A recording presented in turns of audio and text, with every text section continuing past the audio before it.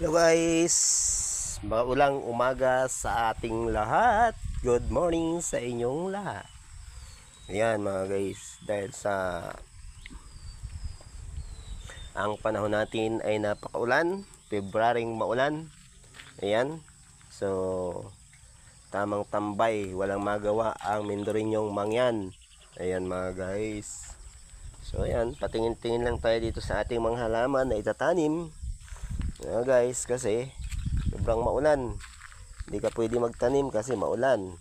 Kasi hindi naman palayan yung ating taniman. Ang ating taniman mga guys ay gulayan tayo at prutasan. Kaya pag ganitong rainy season, hindi tayo makapagtrabaho.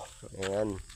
So, pasyal tayo, silip tayo dito sa ating mga pananim na punla. Aba, mga guys, ayan, may bagong talbos na naman ang ating mga pananim na kalamansi. So, pataas na siya ng pataas mga guys. Yan, ganda naman talagang malulusog sila yan. Panibago na namang talbos yan. Ayan, tuloy-tuloy ang kanyang pagtaas mga guys. Ang kanyang paglaki ito, tumumba na sa bigat ng kanyang talbos. Ayan, yun, tumumba na dahil ang talbos niya ay mabigat. Yan, tuloy-tuloy ang pagtalbos ng ating punlang kalamansi na pananim mga guys. Tuloy-tuloy ang paglaki niya. So, mas maganda na rin yan kasi bago natin maitanim siya, malalaki na siya, o di ba? Malaki na ang nailaki niya. O, di ba?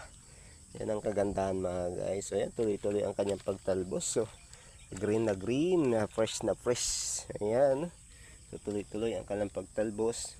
So, ito nung dumating dito sa atin mga guys ay bali pangalawang pagtatalbos niya na yan. Ayan. Pangalawang pagtatalbos na, kaya palaki siya ng palaki, palago ng palago at pataas ng pataas. May kasama pang bulaklak yung kanyang talbos. Ayan mga guys.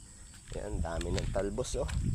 Tumaas na ng tumaas yung ating pananim na kalamansi. Ayan, napakagaganda naman nila. Oh, sige lang, laki pa kayo.